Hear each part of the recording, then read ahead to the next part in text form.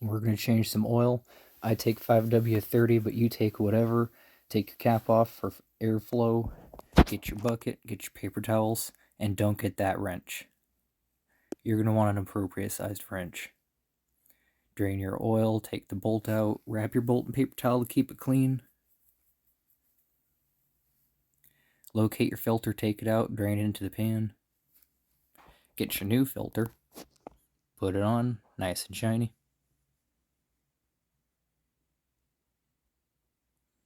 Now you're going to want to get your oil after putting your bolt back in. If you use an additive, don't go over your crankcase fill.